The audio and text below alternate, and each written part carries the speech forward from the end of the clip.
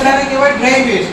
Dry waste ની અંદર આપણે પૂંઠા આવે, પછી પ્લાસ્ટિક આવે, એ બધું આવે. તમે જબલાલીન બી આવો, એ બધા સૂકા ડ્રાય વેસ્ટ ની અંદર આવે, એટલે સૂકા કચરાની અંદર આવે. શેની અંદર આવે?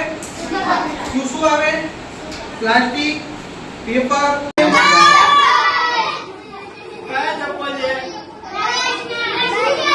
ચપ્પલ પ્લાસ્ટિક ના હોય, ચપ્પલ રબર ના હોય.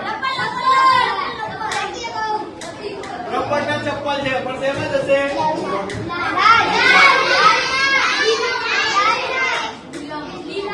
લીલામાં જશે.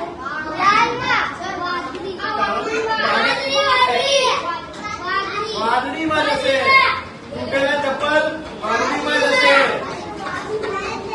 વાદળીમાં કેમ જશે? રબર પાછું વપરાય?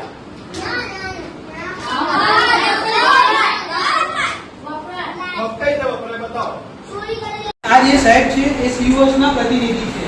આજે આપણે શું કરવા મળીશું એના 3 હેતુઓ છે. પહેલી વસ્તુ, અમે તમને સોલિડ વેસ્ટ મેનેજમેન્ટ રૂલ્સ 2024, જેને ગુજરાતીમાં કહેવાય ઘન કચરા વ્યવસ્થાપન નિયમો 2024, એની પ્રાથમિક સમજ આપીશું. પછી આ સાહેબ તમને બે પ્રમાણશે. સોલિડ વેસ્ટમાં આપણે ક્લાસમાં આપણે સ્વચ્છતા સપોર્ટ લઈશું. અહીંથી જે તમને કહેવામાં આવે એ તમે સોલિડ વેસ્ટ મેનેજમેન્ટ રૂલ્સ, જેને ગુજરાતીમાં કહેવાય ઘન કચરા વ્યવસ્થાપન નિયમો. દરેકના ત્યાં ટોટલ કલેક્શનમાં આવે છે. બધા વિરમગામના છો ને? ઓકે, તો દરેકના ઘરે ટોટલ કલેક્શનમાં આવતી જશે. આવે છે ને? ગાડી, સરકારી ગાડી આવે ને, એની અંદર અત્યારે આપણે ઘરે શું કરીએ? એ કચરો આપણે એક જ ડસ્ટબિનની અંદર બધી ટાઈપનો કચરો સ્ટોર કરીએ.